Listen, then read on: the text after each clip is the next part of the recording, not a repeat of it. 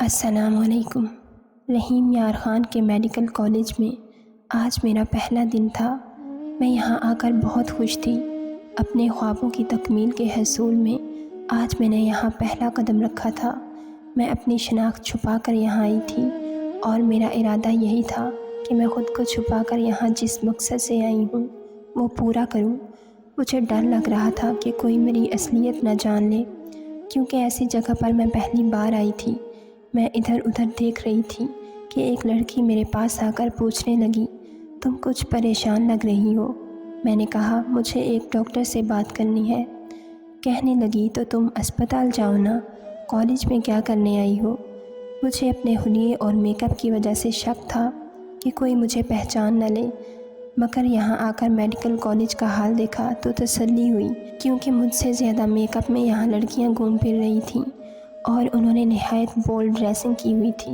مگر لگتا تھا یہ سب بہت عام ہے یہاں، کیونکہ نہ تو کوئی لڑکا ان کو چھیڑ رہا تھا اور نہ ہی تبصرے کر رہا تھا کہ دیکھو اس نے کیا پہنا ہوا ہے۔ میں نے جینز شرٹ پہن رکھی تھی اور باقی لڑکیوں کی نسبت میرا حلیہ معقول ہی تھا۔ میں یہاں ایک خاص مقصد سے آئی تھی۔ ڈاکٹر بننا میرا خواب ہی نہیں، میرا جنون تھا، اور میں اس خواب کو پورا کرنے کے لیے کسی بھی حد تک جا سکتی تھی۔ اسی لیے تو میں نے ایک خاص شرط پر یہاں داخلہ لے لیا۔ میں اس لڑکی کے کہنے پر کالج کی عمارت سے نکل کر ہسپتال کی عمارت میں چلی آئی۔ یہاں بھی ہر طرف ڈاکٹرز کو دیکھ کر میرا شدت سے دل چاہا کہ میں بھی فوراً ڈاکٹر بن جاؤں۔ میں ابھی انہی سوچوں میں گم تھی کہ اچانک ایک طرف سے ایک خوبصورت سا ڈاکٹر چلتے ہوئے آیا اور کچھ لڑکیوں سے بات کرنے لگا۔ میں اس ڈاکٹر کو غور سے دیکھنے لگی کہ وہ یہی ڈاکٹر تو نہیں جس کے پیچھے میں یہاں تک آ گئی ہوں۔ میں نے تھوڑا آگے ہو کر اس ڈاکٹر کے سفید کور پر لکھا نام دیکھا تو میرے شک کی تصدیق ہو گئی۔ اس کا نام ڈاکٹر فیروز لکھا تھا۔ وہ 30 سے 35 سال کا ایک باروب شخصیت والا ڈاکٹر تھا۔ میرے ذہن میں گروجی کی باتیں گونجنے لگیں، تمہیں اس ڈاکٹر سے شادی کرنی ہے اور بچہ پیدا کرنا ہے۔ گروجی کی بات سن کر میں جی جان سے کانپ گئی۔ میں بھلا کیسے بچہ پیدا کر سکتی تھی؟ مانا کہ میں جوان تھی اور خوبصورت بھی، مگر عورت تو نہیں تھی نا۔ میرا نام جانے کیا تھا اور کیا نہیں، مگر میں نے اپنے گھر والوں کو ہمیشہ خود کو رانی بلاتے ہی سنا تھا۔ میں 7 سال تک تو سمجھ ہی نہ پائی کہ میری ماں کیوں مجھے سب گھر والوں سے دور رہنے کو کہتی ہے، کیونکہ میری ماں مجھے اسکول جانے نہیں دیتی اور میرا باپ مجھ سے محبت نہیں کرتا۔ میری بڑی بہن اور بڑا بھائی مجھے حقارت کی نظر سے کیوں دیکھتے ہیں، یہ سب مجھے سمجھ نہ آیا۔ میں اماں کی نظر بچا کر محلے میں نکل جاتی تو سب لوگ مجھے مینی خیز نظروں سے گھورنے لگتے۔ وہ ایسا کیوں کرتے تھے میں بالکل نہ سمجھ پاتی۔ پھر اماں مجھے تلاش کرتے ہوئے باہر آتی اور بازو سے پکڑ کر اندر لے جاتی، کہتی کہ میں نے تجھے کتنی بار کہا ہے کہ باہر مت جایا کر، تجھے سمجھ کیوں نہیں آتی؟ میں روتے ہوئے وجہ پوچھتی تو اماں صرف اتنا ہی کہہ دیتی کہ تم اس دنیا والوں کے معیار پر پورا نہیں اترتی، تم ان کے قابل نہیں ہو میری بچی۔ گھر بار میں فقط میری ماں ہی تھی جو مجھ سے پیار کرتی تھی، مجھے گھر میں پڑھاتی۔ میری ماں ایک پڑھی لکھی عورت تھی، اس نے گھر میں ہی مجھے 5 جماعتیں پڑھائی تھیں۔ پھر 6ٹھی کلاس میں تھی جب مجھے زندگی میں پہلی بار مجھے اپنی سچائی پتہ چلی۔ میرا شمار نہ عورتوں میں ہوتا تھا اور نہ مردوں میں۔ میں ایک ادھورے وجود کے ساتھ دنیا میں آئی تھی۔ مجھے معاشرہ ہجڑا اور خواجہ سرا جیسے ناموں سے پکارتا تھا، مگر میری ماں مجھے رانی کہتی تھی۔ وہ مجھے لڑکیوں والے کپڑے پہناتی، اس لیے میں نے خود کو لڑکی سمجھنا شروع کر دیا۔ میں اپنے گھر میں اپنی ماں کے ساتھ خوش تھی، مگر وہ شاید آخری خوشی تھی۔ مجھے یاد ہے کہ میں 10 سال کی تھی جب بڑے بھائی کو دیکھنے لڑکے والے آئے، مگر میری وجہ سے انکار ہو گیا۔ کہنے لگے جس گھر میں ہجڑا ہو وہاں ہم اپنی بیٹی نہیں دیں گے۔ اس دن مہمانوں کے جانے کے بعد ہمارے گھر میں بہت تماشا ہوا۔ میرا بھائی بہت غصے میں تھا، وہ مجھے بار بار بازو سے پکڑ کر گھر سے نکال رہا تھا۔ میرا باپ بھی اس کی حمایت میں بول رہا تھا اور بہن بھی۔ میری ماں اکیلی ان کے آگے زیادہ دیر تک مدافعت نہ کر سکی اور میرے بڑے بھائی نے مجھے بازو سے پکڑ کر موٹر سائیکل پر بٹھایا اور ہجڑوں کے ٹھکانے پر چھوڑ گیا۔ میں اپنے بھائی کی ٹانگوں سے لپٹ گئی، مگر اس کو رحم نہ آیا، وہ مجھے میرے جیسوں میں ہی چھوڑ کر چلا گیا۔ वहाँ से मेरी ज़िंदगी का नया आगाज़ हुआ। गुरुजी ने मुझे माँ की तरह आगोश में ले लिया। मैं वहाँ अपनी माँ को याद करके रोती रहती। सब मुझे समझाते कि ख्वाजा सिराओं का कोई रिश्तेदार नहीं होता, हम सब एक दूसरे के रिश्तेदार हैं। वहाँ की गुरुजी मुझसे बहुत प्यार करती थी और उसने मेरी ख्वाहिश पर मुझे पढ़ाना शुरू कर दिया। मैंने कॉलेज में दाखिले की ज़िद की तो मुझे ऐसे कॉलेज में दाखिल करवाया जहाँ लड़की और लड़का इकट्ठे पढ़ते हैं, ताकि मेरे बोलचाल और चाल ढाल की वजह से कोई मुझे ताना न दे। मैं दूसरी ख्वाजा सिराओं के साथ रात को शादियों पर नाचती और जो पैसे मिलते वो अपनी तालीम के लिए संभाल कर रख लेती। मैं इस मुआशरे का एक बाइज़्ज़त फ़र्द बनना चाहती थी। मेरी जिनस हर जगह लड़की ही लिखवाई गई, इसलिए मैं लड़कियों की तरह ही ड्रेसिंग करती थी। वक़्त मज़ीद आगे बढ़ा। मैंने 19 साल की उम्र में बहुत अच्छे नंबरों से FSC पास कर ली। मेरा इरादा डॉक्टर बनने का था। मुझे अपनी माँ की बहुत याद आती। वो कहती थी कि मैं तुम्हें डॉक्टर बनाऊंगी, काश मैं अपने घर में होती। एक दिन मैं चोरी चोरी अपने घर गई तो पता चला कि वो लोग घर बेचकर कहीं जा चुके हैं। शायद उन्हें ये लगता था कि कहीं मैं वापस ना आ जाऊं। मैं बहुत दुखी हुई। मेरी माँ को तो मुझसे मिलने आना चाहिए था। अब तक गुरुजी ने मेरी हर बात मानी थी, मेरी बहुत मदद की थी, मगर डॉक्टर बनने वाली बात पर वह चुप कर गई और कहने लगी, अब तक तो दुनिया से अपनी हकीकत छुपाती आई है, लेकिन कब तक छुपाएगी। छोड़ दे बाइज़्ज़त ज़िंदगी का ख्वाब, वही कर जो बाकी करते हैं। डॉक्टर बनने के लिए बहुत पैसा चाहिए था। गुरुजी के पास बहुत पैसे थे, मगर वो सारे पैसे सिर्फ मुझ पर खर्च नहीं कर सकती थी, इसलिए मैं भी चुप होकर बैठ गई। एक दिन एक अजीब बात हुई। गुरुजी से मिलने एक उनकी जानने वाली आई तो उसके हाथ में एक बच्चा था। पूछने पर बताने लगी, ये मेरी बेटी है। सुनकर सब खूब हंसे कि अच्छा मजाक है, भला ख्वाजा सिराओं की भी औलाद होती है। कहने लगी, तुम लोग मजाक ना समझो, मैंने एक डॉक्टर से शादी की थी और ये उसकी और मेरी औलाद है। वो बड़ा काबिल डॉक्टर है, हर महीने एक ख्वाजा सिरा लड़की से शादी करता है और वो हामला भी हो जाती है, जैसे मैं हुई। ये सुनकर हम सब बहुत हैरान हुए। मैंने कहा, ऐसा नहीं हो सकता, मैंने साइंस पढ़ी है और सिर्फ़ एक औरत ही बच्चे को जन्म दे सकती है। वो कहने लगी, अब साइंस ने बड़ी तरक्की कर ली है, 5 औरतें माँ बन सकती हैं, तो हम जैसी क्यों नहीं। मेरी गुरुजी सोच में पड़ गईं। उन्होंने अपने तौर पर मालूमात करवाई तो पता चला कि वो ठीक कह रही थी। बहुत सारी ख्वाजा सिराएँ हामला हुईं और उन्होंने बच्चे जन्म दिए, मगर मुझे ये बात कुछ ठीक नहीं लग रही थी। ऐसा कैसे हो सकता था? ज़रूर दाल में कुछ काला था। मैंने ज़्यादा तवज्जो न की कि मुझे क्या लेना देना, ये खबर सच है या झूठ, मगर मैं क्या जानती थी कि मुझे ही लेना देना होगा। हुआ कुछ यूँ कि गुरुजी ने मुझे बुलाया और पूछा, क्या तू डॉक्टर बनना चाहती है? मैंने जल्दी से हाँ में सर हिलाया। गुरुजी ने कहा, ठीक है, हम तेरा सारा खर्च उठाने को तैयार हैं। तेरे डॉक्टर बनने पर जितने पैसे लगेंगे मैं लगाने को तैयार हूँ, मगर बदले में तुम्हें मेरी एक शर्त माननी होगी। मैं जो बहुत खुश हो रही थी एकदम चौंक गई और पूछा, कैसी शर्त? गुरुजी ने जो शर्त मुझे बताई उसे सुनकर मेरे कदमों तले से ज़मीन निकल गई। कहने लगी, तुझे इस डॉक्टर से शादी करनी होगी और उसे अपना बच्चा पैदा करके हमारे हवाले करना होगा। मेरे होश उड़ गए। मैंने कहा, ये आप क्या कह रही हैं? मैं भला कैसे शादी कर सकती हूँ? वो डॉक्टर ज़रूर फ्रॉड होगा। आपको नीलम ने बताया नहीं कि वो 10 लाख रुपए लेता है फिर ही शादी करता है। ज़रूर वो पैसे लेकर कोई गेम कर देता होगा और उनको पागल बना देता है। मुझे समझ नहीं आ रही थी कि गुरुजी को हुआ क्या है। वो ऐसा क्यों सोच रही थी? भला मैं ऐसे कैसे शादी कर सकती थी? गुरुजी कहने लगी, हम ख्वाजा सिराओं में इस डॉक्टर की मकबूलियत बढ़ती जा रही है। बहुत सौ के दिल में माँ बनने और बच्चा पैदा करने के ख्वाब जाग रहे हैं। मैं नहीं चाहती कि ये किसी गलत राह पर चल निकलें। मैं नहीं जानती कि वह डॉक्टर वाली बात अफवाह है या फिर सच, इसलिए तुम्हें मालूम करना होगा कि सच क्या है और झूठ क्या है। तुम्हें इस डॉक्टर से शादी करके इस राज तक पहुंचना है जो छुपा हुआ है। इतनी लंबी प्लानिंग सुनकर मैं झंझला गई और कहा, आप मेरी जगह किसी और को भी तो भेज सकती हैं, मुझे ही मुंतखब करने की क्या ज़रूरत है। गुरुजी ने कहा, तू जवान है और ख़ूबसूरत और सबसे बढ़कर पढ़ी लिखी, तुम मामलात को अपनी जहानत से अच्छे से संभाल सकती हो। اگر تم نے ڈاکٹر بننا ہے تو میری یہ شرط پوری کرنی ہوگی۔ مجھے ہر صورت یہ جاننا ہے کہ اصل راز کیا ہے۔ میں سوچ میں پڑ گئی کہ کیا کروں۔ ڈاکٹر بننا میرا بہت بڑا خواب تھا اور اس لیے مجھے گروجی کی شرط ماننی پڑی۔ اسی شرط کے نتیجے میں میں آج یہاں موجود تھی۔ میں ڈاکٹر فیروز کو دیکھتے ہوئے اس کے پیچھے پیچھے چلنے لگی۔ میں نے اسے تھوڑا آگے جا کر مخاطب کیا تو وہ چونک کر پلٹا۔ میں نے کہا، مجھے آپ سے بات کرنی ہے۔ مجھے یہاں ایڈمیشن لینا ہے، مگر میں نہیں جانتی کہ تھرڈ جینڈر والوں کے لیے یہاں کیا اصول و ضوابط ہیں۔ وہ میری بات سن کر چونک گیا۔ کہنے لگا، کیا واقعی آپ؟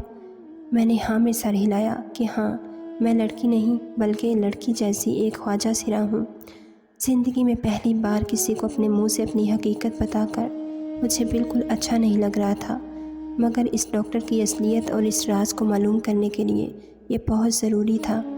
میں نے کہا، میں ایک بہت امیر کبیر گھرانے سے تعلق رکھتی ہوں اور میں نے آپ کے بارے میں کافی سنا ہے اپنی کمیونٹی میں۔ میں نے نوٹ کیا ہے کہ میری بات سن کر ایک خواجہ سرا ہوں اس کی آنکھوں میں عجیب سی چمک آئی تھی۔ کہنے لگا، آپ کو اس کالج میں ایڈمیشن لینے کے بارے میں ساری تفصیل سے آگاہ کر دیتا ہوں۔ میں نے اداکاری کرتے ہوئے کہا، مجھے اس کالج میں نہیں بلکہ آپ کی زندگی میں ایڈمیشن چاہیے۔ سنا ہے آپ خواجہ سراؤں سے شادی کرنے میں کوئی آر نہیں سمجھتے۔ اس کے چہرے پر مسکراہٹ آ گئی اور وہ کہنے لگا، آپ نے ٹھیک سنا ہے، مگر اس کے بدلے بہت سارا خرچہ کرنا پڑے گا آپ کو۔ میں نے کہا، پیسوں کی فکر نہ کریں، میں آپ کو 20 لاکھ دوں گی، آپ مجھ سے شادی کر لیں۔ کہنے لگا، اس مہینے نہیں، اگلے مہینے کی 12 تاریخ کو میرے کلینک آ جائیے گا۔ میں نے اس کے کلینک کا ایڈریس لیا اور فون نمبر اور وہاں سے چلی آئی۔ جیسے ہی میں جانے کے لیے مڑی، اس نے مجھے روک لیا اور کہنے لگا، آپ کو میرے بارے میں کس نے بتایا؟ کس نے یہاں کا پتہ دیا؟ میں گھبرا گئی۔ پھر میں نے اپنی سانس بحال کرتے ہوئے بتایا، ایسی باتیں کہاں چھپتی ہیں، ہماری جنس کی بہت سی ایسی خواجہ سرائیں ہیں جن کو آپ ماں کے رتبے پر فائز کر چکے ہیں، انہوں نے ہی بتایا تھا۔ میرا جواب سن کر تسلی ہوئی تو میں نے سکون کا سانس لیا۔ گھر آ کر میں اگلے مرحلے پر سوچتی رہی۔ میں ہرگز بھی اس ڈاکٹر سے شادی نہیں کرنا چاہتی تھی، لیکن پھر اس کے راز تک کیسے پہنچوں؟ یہ سوچ کر ایک دم مجھے خیال آیا کہ اس کے راز تک پہنچنے کے لیے ضروری نہیں کہ میں اس سے شادی کروں، میں اس سے شادی کیے بغیر بھی یہ کام کر سکتی تھی۔ اگلے دن میں نے حلیہ بدلا اور ایک غریب لڑکے کا حلیہ بنا کر اس ڈاکٹر کے گھر پہنچ گئی اور کہا، مجھے نوکری دے دیں، میرا کوئی نہیں، پیسے مت دیجیے گا، بس 2 وقت کی روٹی اور سر چھپانے کے لیے سرونٹ کوارٹر میں جگہ دے دیجیے گا۔ آج کل جب کہ نوکر بھی 15-20 ہزار سے کم تنخواہ پر راضی نہیں ہوتے، اس ڈاکٹر کو ایک ملازم مفت مل رہا تھا، اسے اور کیا چاہیے تھا؟ اس نے جلدی سے مجھے نوکری پر رکھ لیا اور کہا، ٹھیک ہے، تم کل سے آ جاؤ۔ اس نے مجھے اگلے مہینے کی شادی کی تاریخ جانے کیوں دی تھی؟ میں نے اس ڈاکٹر کے گھر تک رسائی پا لی تھی۔ اب میرے پاس صرف 1 مہینہ تھا تاکہ میں معلوم کر سکوں کہ آخر خواجہ سرا عورتیں حاملہ کیسے ہو رہی ہیں، اس سارے معاملے کے پیچھے کیا راز چھپا ہے۔ میں جب اس کے گھر گئی تو دیکھا ایک خوبصورت اور سٹائلش سی عورت گھر میں موجود تھی۔ اس نے اپنا تعارف کروایا کہ وہ ڈاکٹر فیروز کی بیوی ہے۔ مجھے حیرت کا شدید جھٹکا لگا۔ وہ تو ایک مکمل عورت تھی، اتنی حسین، تو پھر اس ڈاکٹر کو کیا ضرورت آن پڑی کہ وہ خواجہ سراؤں سے شادی کرے؟ تھوڑی دیر بعد دیکھا تو 3 سال کا ایک بچہ بھی تھا جو ان دونوں میاں بیوی کا تھا۔ میں مزید الجھ گئی کہ کیا ڈاکٹر کی بیوی کو علم ہے کہ اس کا شوہر کن چکروں میں پڑا ہوا ہے؟ لگ تو نہیں رہا تھا۔ میں سوچنے لگی، اس گھر میں آنے کا کوئی فائدہ نہیں ہوا، کیونکہ یہاں تو اس کی اصل بیوی رہتی تھی اور اس کو کچھ علم نہیں تھا۔ اس صورت وہ اپنی خواجہ سرا بیوی کو کہیں اور رکھتا ہوگا۔ میں واپس آنے کا سوچ رہی تھی کہ اس رات اس ڈاکٹر کی اور اس کی بیوی کی باتیں سنی۔ وہ اس سے کہہ رہی تھی کہ اپنا بجٹ اب تھوڑا زیادہ کرو، 10 لاکھ میں کیا ہوتا ہے، یہ ہجڑے بہت امیر ہوتے ہیں، پیسے اکٹھے کر کے کہیں سنبھال رکھتے ہیں، ان کے لیے 10 لاکھ کوئی بڑی رقم نہیں ہوگی۔ میں تو سن کر اپنی جگہ پر دنگ رہ گئی کہ یہ کیا ہو رہا ہے۔ کیا ڈاکٹر کی بیوی بھی اس کام میں ملی ہوئی تھی؟ مجھے تو وہ بہت معصوم لگی تھی اور مجھے اس سے بہت ہمدردی ہوئی تھی۔ میں نے سوچا تھا بیچاری کا شوہر اسے دھوکہ دے رہا ہے اور اسے کچھ پتہ ہی نہیں۔ اب پتہ چل رہا تھا کہ میں ہی بے وقوف تھی، وہ دونوں ملے ہوئے تھے۔ ڈاکٹر کی آواز آئی، ہاں آج ایک اور کیس آیا تھا، وہ تو 20 لاکھ دینے کو تیار ہے۔ میں نے اسے اگلے ماہ کا وقت دیا ہے۔ بیوی کی آواز آئی، ہاں یہ بہت اچھا کیا تم نے، تب تک جو نیچے والے کمرے میں بٹھائی ہوئی ہے اس کی ڈیلیوری بھی ہو جائے گی، ڈیلیوری کے ہوتے ہی اس سے 5 لاکھ اور مانگ لینا۔ میں ان دونوں کی باتیں سن کر حیران اور پریشان ہو گئی کہ کس کی بات ہو رہی ہے، کون تھا نیچے۔ میں نے ان دونوں کے سونے کا انتظار کیا اور 2 گھنٹے بعد دبے قدموں نیچے بڑھ گئی۔ نیچے بیسمنٹ میں جا کر دیکھا تو آنکھیں پھٹی کی پھٹی رہ گئیں۔ نیچے پوری ایک لیبارٹری بنی ہوئی تھی جس میں جدید آلات تھے۔ وہ ایسی لیبارٹری تھی جس طرح کی بڑے بڑے اسپتالوں میں ہوتی ہیں۔ نیچے 2-3 کمرے بھی تھے جس میں سے ایک کمرے کا دروازہ بند تھا۔ جس کی بات ہو رہی تھی وہ شاید ادھر ہی تھی۔ میں واپس سرونٹ کوارٹر میں آ گئی۔ ان دونوں میاں بیوی کی باتیں سن کر اندازہ ہوا کہ نیچے والے کمرے میں جو خواجہ سرا ہے وہ حاملہ ہے، اور یہ بات سن کر میرے ہوش اڑے تھے۔ ایک خواجہ سرا ہونے کے ناطے میں جانتی تھی کہ ایسا ممکن ہی نہیں کہ میں یا کوئی اور خواجہ سرا ماں بن سکے اور بچے کی پیدائش کر سکے، مگر یہ میری غلط فہمی تھی، کیونکہ میں نے خود دیکھا تھا کہ وہ خواجہ سرا واقعی حاملہ تھی اور 10 دنوں بعد اس نے ایک بچے کو جنم بھی دیا۔ یہ سب میرے سامنے ہوا تھا اور میں نے اپنی آنکھوں سے اس خواجہ سرا کا سی سیکشن ہوتے دیکھا تھا۔ تب سے مسلسل میرا دماغ چکرائے جا رہا تھا۔ جو سنا تھا وہ سب سچ نکلا تھا۔ مجھے تو یہ تھا کہ وہ ڈاکٹر پیسے لے کر کوئی لاوارث بچہ جھولی میں ڈال دیتا ہوگا کہ یہ لو تمہارا بچہ ہے یہ، مگر ایسا کچھ نہیں نکلا۔ یہ بہت حیرانی والی بات تھی، لیکن مجھے ابھی تک یہ معلوم نہ ہو سکا کہ یہ میڈیکلی ممکن کیسے ہوا۔ میں نے انٹر کیا تھا اور میں اچھے سے واقف تھی کہ ایسا نہیں ہو سکتا، مگر اب لگ رہا تھا جیسے دنیا میں سب ممکن ہے۔ میں نے گروجی کو فون کر کے سب بتایا تو انہوں نے کہا، اگر تو واقعی سب سچ ہے تو پھر تو بھی اس ڈاکٹر سے شادی کر لے۔ میں نے کہا، وہ صرف بچے کا تحفہ دیتا ہے، بیوی بنا کر ہمیشہ کے لیے پاس نہیں رکھتا۔ گروجی بولی، ہمیں بھی بس تیرا بچہ ہی چاہیے، تو بس اب واپس آ جا اور اس سے شادی کر لینا۔ میں ابھی کچھ دن مزید یہاں رہنا چاہتی تھی، مگر گروجی کا حکم تھا تو مجھے گھر جانا ہی تھا۔ ابھی میں کپڑے رکھ ہی رہی تھی کہ ڈاکٹر صاحب کی بیگم نے مجھے بلایا اور ایک لسٹ دیتے ہوئے کہا، یہ سامان ایک سٹور سے ملے گا، جلدی سے جاؤ اور لے کر آؤ۔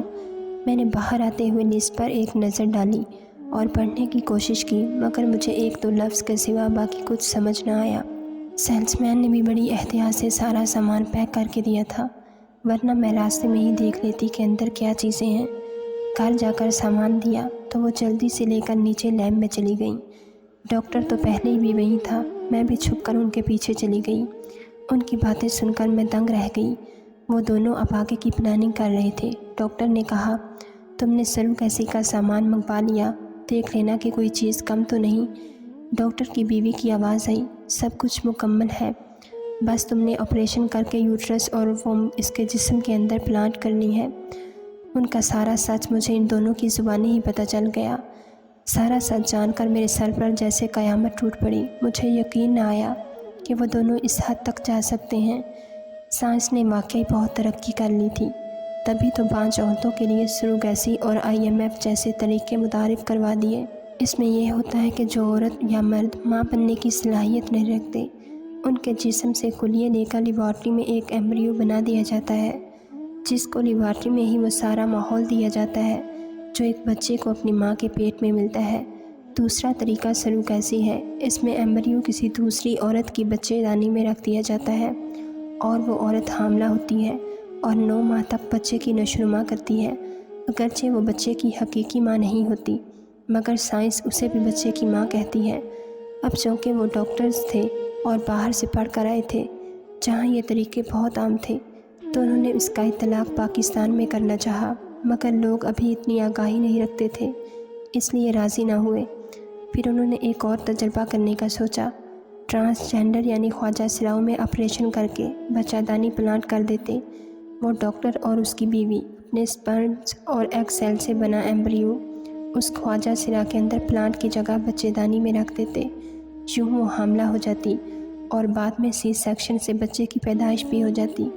وہ بیچاری سمجھتی کہ یہ بچہ اس کا اپنا ہے، جبکہ اس بچے کے حقیقی ماں باپ وہ ڈاکٹر اور اس کی بیوی ہوتے۔